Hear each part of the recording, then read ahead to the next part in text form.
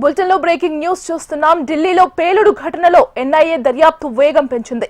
తాజాగా ఘటనా స్థలం నుంచి 9mm బుల్లెట్లు లభ్యమవగా 9mm కార్ట్రిడ్జ్లు స్వాధీనం చేసుకున్నారు పోలీసులు.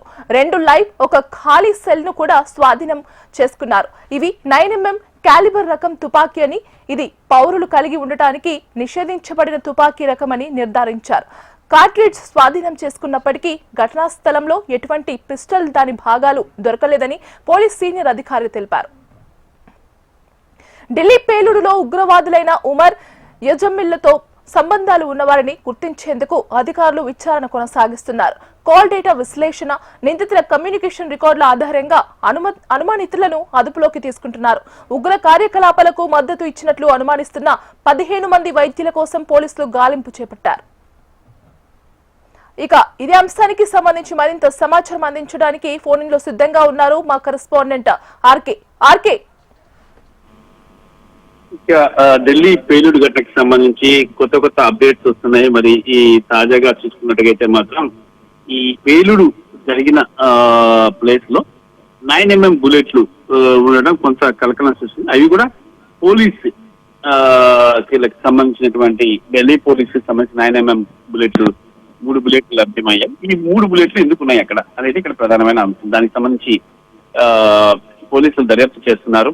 మరి ఢిల్లీ కారు బాంబు పేలుడు సూత్రధారి షాహీన్ సోదరుడు డాక్టర్ పర్వేజ్ అన్సారీ 3 ఏళ్లు మాల్దీవ్ లో ఉండి తిరిగి లక్నోకు వచ్చినట్లు విచారణలో వెల్లడైంది. మాల్దీవ్ లోని పర్వేజ్ ఉగ్రవాద సంస్థలతో సంబంధాలు ఏర్పరచడం స్పష్టమవుతుంది. 2018లో మాల్దీవులకు వెళ్లిన పర్వేజ్ అన్సారీ మళ్ళీ 2021లో లక్నోకు తిరిగి వచ్చాడు. మాల్దీవుల్లోనే 3 ఏళ్లు ఉన్నాడు. అక్కడ ఉగ్రవాద సంస్థలతో సంబంధాలు ఏర్పరచుకున్నాడు. ఆ తర్వాత తన సోదరి డాక్టర్ షాహీన్ పిలుపు మేరకు లక్నో తిరిగి వచ్చాడు. షాహీన్ ఆదేశాల మేరకు జమ్మూ కాశ్మీర్ వెళ్ళాడు. అక్కడే 2 నెలలు తన సోదరితో కలిసి ఉన్నాడు. జమ్మూ కాశ్మీర్ నుంచి తిరిగి వచ్చిన తర్వాత తన సోదరి షాహీన్ కోసం స్లీపర్ సెల్ గా పనిచేయడం ప్రారంభించాడు. మాల్దీవులకు వెళ్లక ముందు డాక్టర్ పర్వేజ్ అన్సారీ తన కుటుంబంతో కలిసి లక్నోలో లాల్బాగ్ సమీపంలోని కండారి బజార్ లో ఉండేవాడు. మాల్దీవుల నుంచి తిరిగి వచ్చాక అతడి లైఫ్ స్టైల్ మొత్తం మారిపోయింది. మార్దియాల్లో ప్రత్యేకంగా ఒక ఇల్లు నిర్మించుకుని అక్కడే మకాం మార్చాడు. ఇల్లు చిన్నదైనప్పటికీ కూడా ఇంట్లో నుంచి పిల్లల అరుపులు లేదా కేరింతలు శబ్దం బయటకి వినిపించేవి కావని స్థానికులు అయితే చెప్తున్నారు. ప్రస్తుతం ఢిల్లీ పేలుళ్ల ఘటనలో నిందితురాలు డాక్టర్ షాహీనా, ఆమె సోదరుడు డాక్టర్ పర్వేజ్ అన్సారీ ఉగ్రవాద నిరోధక దళం జాతీయ దర్యాప్తు సంస్థ ఆధీనంలో ఉన్నారు. 2021లో లక్నో రాకముందు అన్సారీ మాల్దీవుల్లో 3 ఏళ్లు ఉన్నాడని అతని ఎలక్ట్రానిక్ పరికరాలు పోలీసు విశ్లేషణలో వెల్లడైంది. అక్కడే ఉగ్రవాద సంస్థలతో సంబంధాలు ఏర్పరచుకున్నారని తేలింది.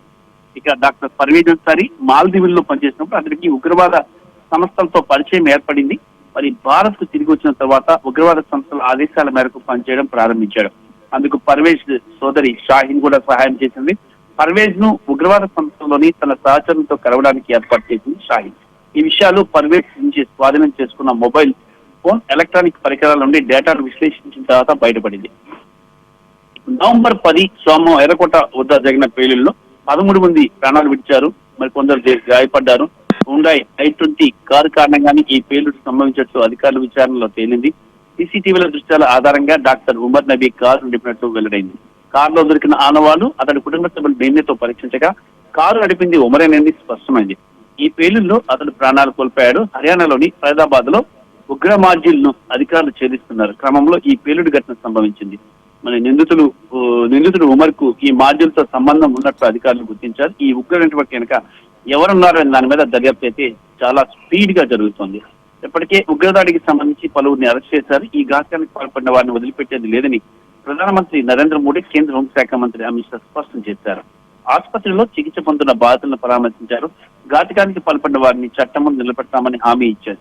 ఈ క్రమంలో ఉగ్రవాదులు సైతం ఉగ్రదాడి వెనుకున్న నెట్వర్క్ ని అధికారులు ఈ ఉగ్ర దాడి వెనుక ఉన్న నెట్వర్క్ ని కనుగొన్న ప్రయత్నంలో అయితే నిమగ్నమయ్యారు.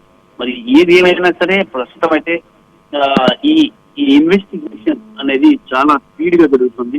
ఇటువంటి పరిస్థితుల్లో కూడా వదిలిపెట్టేది లేదని ప్రధానమంత్రి నరేంద్ర మోడీ చెప్తున్నారు. మరి దాంతో పాటు ఇక్కడ పరిస్థితి చనిపోయిన క్షతగాత్రులను అందరూ కూడా ఆదుకుంటామని చెప్పేసి కూడా చెప్పారు. కేంద్ర ప్రభుత్వం నుంచి అన్ని రకాల సహకారం అందిస్తాం, ప్రాణాలు కోల్పోయిన వాళ్ళ కుటుంబాలని ఆదుకుంటామని చెప్పేసి చెప్తున్నారు. మరోవైపు చూసుకున్నట్టుగైతే జమ్మూ కాశ్మీర్ లోని నౌగాం పోలీస్ స్టేషన్ లో శుక్రవారం రాత్రి జరిగిన భారీ పేలుడుపై కేంద్ర హోంమంత్రిత్వ శాఖ ఈరోజు స్పందించింది. ఈ పేలుడు దాటికి 9 మంది బానిసగా 32 మంది తీవ్ర గాయపడ్డారు. ఇది చాలా చిత్రమైన, చాలా దారుణమైన విషయాలు. ఎందుకంటే ఒకే ఉగ్రకోట రెడ్ ఫోర్ట్ ముందు చూసుకున్నట్టుగా అయితే చాలా మంది 13 మంది చనిపోయారు, దాదాపు 20-30 మంది గాయపడ్డారు. దీనికి సంబంధించి అది నౌగాం పోలీస్ స్టేషన్ లో వీళ్ళ పరికరాలన్నీ చెక్ చేసిన సమయంలో అక్కడ 9 మంది చనిపోవడం నిజంగా చాలా బాధాకరమైన విషయం. మరి ఈ ఘటనలో ఉగ్రకోణం ఉందనే ప్రచారం జరుగుతున్న నేపథ్యంలో మినిస్ట్రీ ఆఫ్ హోమ్ అఫైర్స్ దీని మీద వివరణ ఇచ్చింది. ఈ ఘటన ప్రమాదవశాత్తు జరిగిందని, దీనిపై ఊహాగానాలు అనవసరమని కేంద్ర హోంశాఖ మంత్రిత్వ శాఖ జాయింట్ సెక్రటరీ ప్రశాంత్ లోఖండే స్పష్టం చేశారు. హర్యానాలోని టెర్రర్ మాడ్యూల్పై దర్యాప్తు చేస్తున్న సమయంలో భారీ స్థాయిలో పేలుడు పదార్థాలు, రసాయన నిల్వలను స్వాధీనం చేసుకున్నాం. వాటిని శ్రీనగర్ శివార్లో ఉన్న నౌగాం పోలీస్ స్టేషన్ ప్రాంగణంలో బహిరంగ ప్రదేశంలో భద్రంగా ఉంచాం. తర్వాత వాటిని ప్రామాణిక నిర్దేశికత విధానంలో ఫోరెన్సిక్ రసాయనానికి పరీక్షకు పంపాం. భారీ స్థాయిలో పేలుడు పదార్థాలు ఉండడం వల్ల గత 2 రోజులుగా ఈ ప్రక్రియ నిరంతరం జరుగుతూనే ఉంది.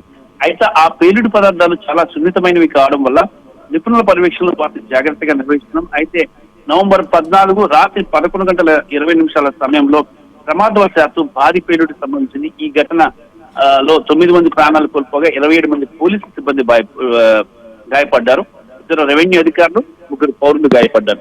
దాటికి పోలీస్ స్టేషన్ తీవ్రంగా దెబ్బతింది. చుట్టుపక్కల ఉన్న కొన్ని భవనాలు కూడా దెబ్బతిన్నాయి. పేలుడు గల కారణాలు పరిశీలిస్తుంది. దీనికి ఊహాగానాలు అనవసరం అంటూ కూడా సాక్షాత్తు కేంద్ర హోంశాఖే చెప్పింది. దానికి ముందు జమ్మూ కాశ్మీర్ యూనివర్సిటీ నుండి మరో 2 డాక్టర్లను కూడా అరెస్ట్ చేసినట్టు తెలుస్తోంది కదా, మరి దాని అప్డేట్స్ ఏంటి? అది 2 డాక్టర్లను అరెస్ట్ చేశారు. వాళ్ళని కూడా అదుపులో తీసుకుని విచారిస్తున్నారు.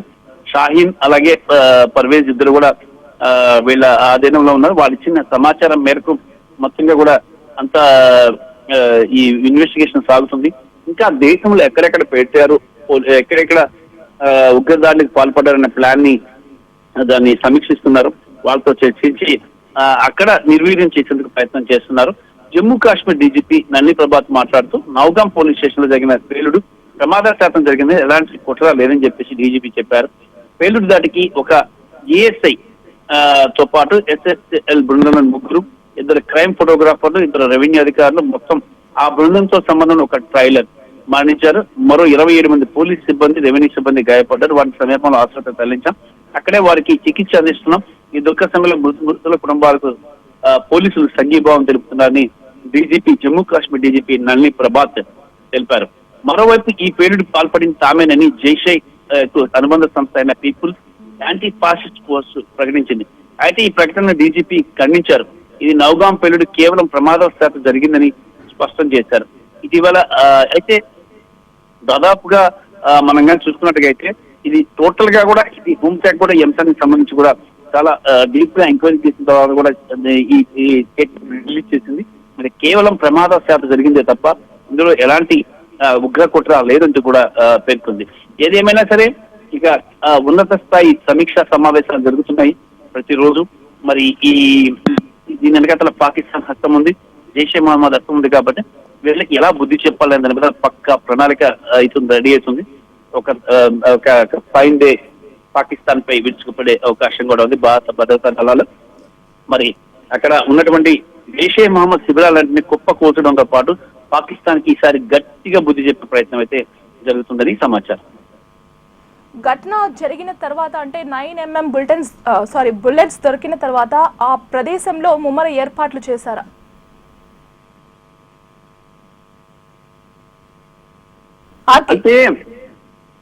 అంటే ఇన్వెస్టిగేషన్ లో 3 9mm బుల్లెట్లు దొరికాయి. అక్కడ మొత్తం అంతా కూడా సెర్చ్ చేస్తున్నప్పుడు అసలు పోలీస్ బుల్లెట్లు అక్కడికి ఎలా వచ్చాయి, అదే చాలా పెద్ద ట్విస్ట్. మరి దీనికి సంబంధించి చెకింగ్ చేస్తున్నారు. ఏం జరిగింది, అసలు పోలీస్ బుల్లెట్లు ఎందుకు అక్కడికి వచ్చాయి, ఆ పోలీస్ బుల్లెట్లు ఎలా వచ్చాయి అనేది చేస్తున్నారు. 2 లైవ్, ఒక ఖాళీ సెల్ కూడా స్వాధీనం చేసుకున్నారు. ఇవి 9mm క్యాలిబర్ రకం తుపాకీ అని, ఇది పౌరులు కలిగి ఉండటాన్ని నిషేధించబడిన తుపాకీ అని నిర్ధారించారు. కార్ట్రిడ్జ్ స్వాధీనం చేసుకున్నప్పటికీ ఘటనా స్థలంలో ఎలాంటి పిస్టల్ గానీ దొరకలేదని పోలీసు అధికారులు చెబుతున్నారు. మరి ఢిల్లీ పేలుడులో ఉగ్రవాదులైన ఉమర్ ముజ్మల్ సంబంధం ఉన్న వారిని గుర్తించేందుకు అధికారులు విచారణ కొనసాగిస్తున్నారు. కాల్ డేటా విశ్లేషణ, నిందితుల కమ్యూనికేషన్ రికార్డుల ఆధారంగా అనుమానితులను ఒకరి తర్వాత ఒక అదుపులోకి తీసుకుంటున్నారు. ఉగ్ర కార్యకలాపాలకు మద్దతు ఇచ్చినట్టు అనుమానిస్తున్న 15 మంది వైద్యుల కోసం పోలీసులు అయితే గాలింపు చర్యలు చేపట్టారు. ఇవే కాకుండా దర్యాప్తులో ఏమైనా కొత్త విషయాలు బయటపడ్డాయి ఆర్కే? దర్యాప్తులో కొత్త విషయాలంటే వీళ్ళ నెట్వర్క్ ఇప్పటిదాకా ఎక్కడెక్కడ ఉంది, అలాగే వాళ్ళు నెక్స్ట్ ఫర్దర్ ప్లాన్ ఏం చేయబోతున్నారు అనే దానికి సంబంధించి ఈ అరెస్ట్ చేసిన వాళ్ళ దగ్గర నుంచి ఇన్ఫర్మేషన్ సేకరించారు. కొంత సమాచారం అయితే చాలా గోప్యంగా ఉంచారు, ఎందుకంటే ఇది దేశ భద్రతకు సంబంధించిన అంశం కాబట్టి ఆ విషయాలను కూడా మనం కూడా చెప్పలేం టీవీ ఛానల్లో, ఎందుకంటే అది భద్రత. ప్రభుత్వం అయితే దాన్ని ఈ సమస్యను పరిష్కరించడానికి, ప్రజల ప్రాణాలను కాపాడేందుకు ఒక పక్కా వ్యూహంతో ముందుకు వెళ్తుంది కాబట్టి ఈ ఇన్వెస్టిగేషన్ కి సంబంధించిన అంశాల విషయంలో ఇది ఎన్ఐఏ గాని, అలాగే రీసెర్చ్ అండ్ అనాలిసిస్ వింగ్ రా గాని చాలా గోప్యంగా దర్యాప్తు చేస్తున్నాయి. చాలా మందిని అరెస్ట్ చేశాయి. మరి ఈ వీళ్ళిచ్చే సమాచారం, వీళ్ళిచ్చిన ఆధారాలు అన్ని పెట్టుకొని ప్రపంచ వ్యాప్తంగా ఉన్న అన్ని దేశాలకు కూడా పాకిస్తాన్ వైఖరిని మరోమారు తెలియజేసేందుకు భారత్ ప్రయత్నం చేస్తుంది. అందులో భాగంగానే మరిన్ని దాడులు పాక్పై తప్పవని చెప్పి తెలుస్తుంది. Right RK, thank you.